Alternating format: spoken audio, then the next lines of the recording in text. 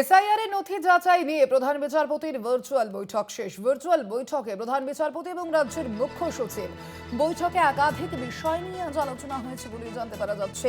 বৈঠকে সব জেলা শাসক ও কমিশনের প্রতিনিধিরাও ছিলেন। বিধানসভা ওয়ারি রিপোর্ট প্রতিদিন জমা করতে হবে কলকাতা হাইকোর্টে, এমনটাই কিন্তু সিদ্ধান্ত নেওয়া হয়েছে। এসআইআর নিয়ে প্রধান বিচারপতির ভার্চুয়াল বৈঠক শেষ। ভার্চুয়াল বৈঠকে প্রধান বিচারপতি এবং রাজ্যের মুখ্য সচিব বৈঠকে সমস্ত জেলা শাসক এবং কমিশনের প্রতিনিধিরাও ছিলেন বলেই জানতে পারা যাচ্ছে এবং এই বৈঠকেই একাধিক বিষয় ইতিমধ্যেই সিদ্ধান্ত নেওয়া হয়েছে। বৈঠক ইতিমধ্যেই শেষ হয়েছে। বৈঠকে উপস্থিত ছিলেন সব জেলা শাসক ও কমিশনের প্রতিনিধিরাও। পীযূষ কান্তিনাগ প্রতিনিধি রয়েছেন ফোন লাইনে। পীযূষ দা, কি জানতে পারা যাচ্ছে এই বৈঠকের থেকে কি সিদ্ধান্ত নেওয়া হলো?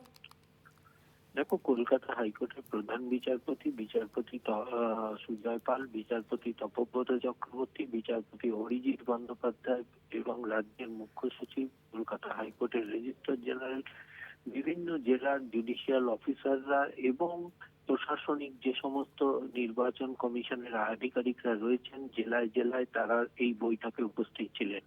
এই বৈঠক থেকে যে মূলত নির্বাচন কমিশনের পক্ষ থেকে যে পোর্টাল খোলা হয়েছে, সেই পোর্টালে কিভাবে অ্যাক্টিভেট করা হবে, জুডিশিয়াল অফিসাররা করবেন, তারা কিভাবে স্ক্রুটিনি করবেন, কিভাবে নথিগুলিকে তারা যাচাই করবেন এবং সেই নথি কিভাবে যদি তারা অ্যালাউ করেন তাহলে কিভাবে অ্যালাউ করবেন, বা রিজেক্ট হলে তা রিজেক্ট করবেন এবং কি কারণে রিজেক্ট হলো তাই সেগুলো কিভাবে পোর্টালে তারা নথিভুক্ত করবেন, এই সামগ্রিক বিষয় নিয়ে কিন্তু একটা ডেমোস্ট্রেশন দেন কমিশনের প্রতিনিধিরা।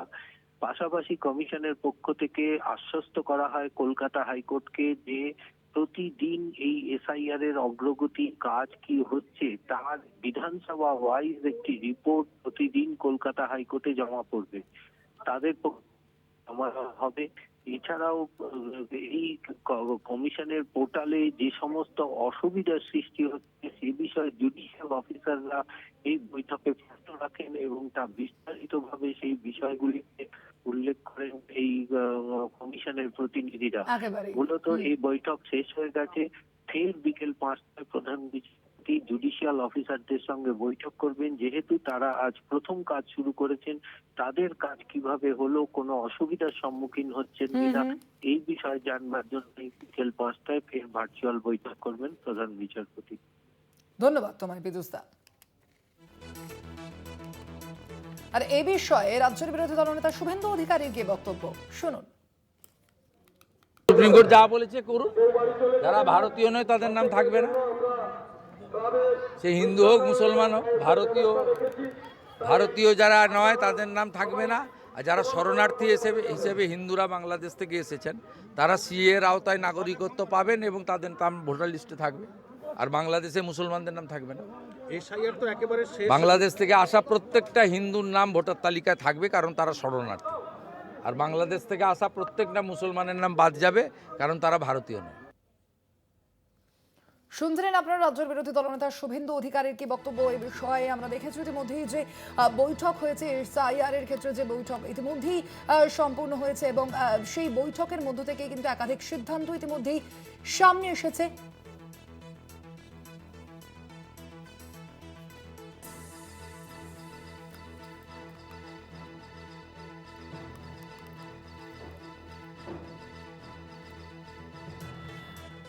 কলকাতা হাইকোর্টে প্রতিদিন রিপোর্ট জমা করতে হবে বলে ইতিমধ্যে এই বৈঠকে সিদ্ধান্ত নেওয়া হয়েছে। তবে আরো একবার শোনাবো আপনাদের এ বিষয়ে রাজ্যের বিরোধী দলনেতা শুভেন্দু অধিকারী ঠিক কি বলেছেন। সুপ্রিম কোর্ট যা বলেছে করুন, যারা ভারতীয় নয় তাদের নাম থাকবে না, সে হিন্দু হোক মুসলমান হোক, ভারতীয় যারা নয় তাদের নাম থাকবে না। আর যারা শরণার্থী হিসেবে হিন্দুরা বাংলাদেশ থেকে এসেছেন তারা সিএ এর আওতায় নাগরিকত্ব পাবেন এবং তাদের নাম ভোটার লিস্টে থাকবে। আর বাংলাদেশে মুসলমানদের নাম থাকবে না। এসআইআর তো একেবারে শেষ। বাংলাদেশ থেকে আসা প্রত্যেকটা হিন্দুর নাম ভোটার তালিকায় থাকবে কারণ তারা শরণার্থী। আর বাংলাদেশ থেকে আসা প্রত্যেকটা মুসলমানের নাম বাদ যাবে কারণ তারা ভারতীয় নয়। আপনারা শুনছিলেন রাজ্য বিরোধী দলনেতা শুভেন্দু অধিকারীর এ বিষয়ে কি বক্তব্য। ভারতীয় যারা নয় তাদের নাম থাকবে না, হিন্দু বা মুসলিম তারা যেই হোক না কেন সেই মন্তব্যই কিন্তু করেছেন শুভেন্দু অধিকারী এবং একই সঙ্গে তিনি জানিয়েছেন বাংলাদেশ থেকে যে হিন্দুরা রয়েছেন শরণার্থীরা হিসেবে তারা সিএর আওতায় নাগরিকত্ব পাবেন বলেও কিন্তু মন্তব্য করেছেন শুভেন্দু অধিকারী। ভারতীয় যারা নয় তাদের নাম থাকবে না, হিন্দু বা মুসলিম যেই হোক না কেন। শুভেন্দু অধিকারীর এই মন্তব্য ইতিমধ্যেই আমরা দেখেছি এসআইআর নিয়ে একাধিক যে বৈঠক, সেই বৈঠকের মধ্যেই কিন্তু এই একাধিক সিদ্ধান্ত ইতিমধ্যেই নেওয়া হয়েছে। আজ যে বৈঠক ছিল সেই বৈঠকে সব জেলা শাসক ও কমিশনের প্রতিনিধিরাও ছিলেন। বিধানসভা ওয়ারি রিপোর্ট প্রতিদিন জমা করতে হবে কলকাতা হাইকোর্টে। একদিকে যেমন এই সংক্রান্ত সিদ্ধান্ত ইতিমধ্যেই নেওয়া হয়েছে, প্রতিদিনের রিপোর্ট জমা করতে হবে, নথি যাচাইয়ের জন্য পোর্টালে কাজ কিভাবে হচ্ছে সেটাও দেখানো হবে এবং সেই বিষয়ে যেমন একদিকে বৈঠক আলোচনা হয়েছে, তার পাশাপাশি শুভেন্দু অধিকারী রাজ্যের বিরোধী দলনেতার কি মন্তব্য সেই মন্তব্যও কিন্তু আপনাদের শুনিয়েছি। ভারতীয় যারা নয় তাদের নাম থাকবে না, হিন্দু বা মুসলিম তা যেই হোক না কেন। পাশাপাশি শুভেন্দুর আরো একটি বক্তব্য, যে শরণার্থীরা হিন্দুরা যারা বাংলাদেশ থেকে বা অন্য কোনো দেশ থেকে আসছেন শরণার্থী হয়ে, তারা কিন্তু সি এর জন্য অ্যাপ্লাই করতে পারবেন ইতিমধ্যেই, তেমনটাই জানিয়েছেন শুভেন্দু অধিকারী। আপনাদের শুনিয়েছি ইতিমধ্যেই তার সেই বক্তব্য। এসআইআর আবহে যথেষ্টই গুরুত্বপূর্ণ শুভেন্দুর এই মন্তব্য। পরিষদীয় মন্ত্রী শোভনদেব চট্টোপাধ্যায় রয়েছেন ফোন লাইনে। শোভনদা, আপনাকে শোনাবো শুভেন্দু অধিকারী এ বিষয়ে ঠিক কি বলেছেন।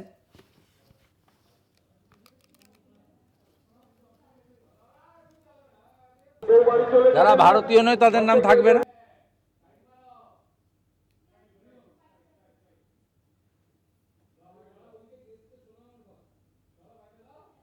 সুপ্রিম কোর্ট যা বলেছে করুন, যারা ভারতীয় নয় তাদের নাম থাকবে না। সে হিন্দু হোক মুসলমান হোক, ভারতীয় যারা নয় তাদের নাম থাকবে না। আর যারা শরণার্থী হিসেবে হিন্দুরা বাংলাদেশ থেকে এসেছেন তারা সিএর আওতায় নাগরিকত্ব পাবেন এবং তাদের নাম ভোটার লিস্টে থাকবে। আর বাংলাদেশে মুসলমানদের নাম থাকবে না। এসআইআর তো একেবারে শেষ। বাংলাদেশ থেকে আসা প্রত্যেকটা হিন্দুর নাম ভোটার তালিকায় থাকবে, কারণ তারা শরণার্থী। আর বাংলাদেশ থেকে আসা প্রত্যেকটা মুসলমানের নাম বাদ যাবে, কারণ তারা ভারতীয় নয়। শুনলেন আপনি শুভেন্দু অধিকারীর কি বক্তব্য, কি বলবেন? হ্যালো, আমি তো কি বললো শুনতে পাই না, আপনাদের কথা শুনেই আমি বলছি যে ওদের প্রধানমন্ত্রীকেও যেমন আমরা রাম থেকে মাকালিতে আনতে পেরেছি, আসলে বাংলা যে দেবতা দেবীদের ডাকে তাদের ডাকতে বাধ্য করেছি, ঠিক তেমনি আমরা যা দাবি করেছিলাম যে কোনো মানে যোগ্য যে ভোটার তাকে যেন বাদ দেওয়া না হয়, আর যদি অযোগ্য হয়, যদি সে আমাদের দেশের নাগরিক না হয়, তাহলে সেটা ওরা ব্যবস্থা নেবে। তো আমাদের কথাতেই তো ফিরে আসতে হলো আজকে। আমরা হিন্দুর কথা তখন বলছি হিন্দু হলে থাকবে আর মুসলিম হলে চলে যেতে হবে। এখন ভোটের আগে দাঁড়িয়ে ভুল পাল্টাচ্ছে, ওদের নেতাও যেমন ভুল পাল্টাচ্ছে, ওরাও ভুল পাল্টাচ্ছে। বিজেপির কোনো নীতি আছে বলে তো আমি মনে করি না। ধন্যবাদ আপনাকে শোভনদেব বাবু।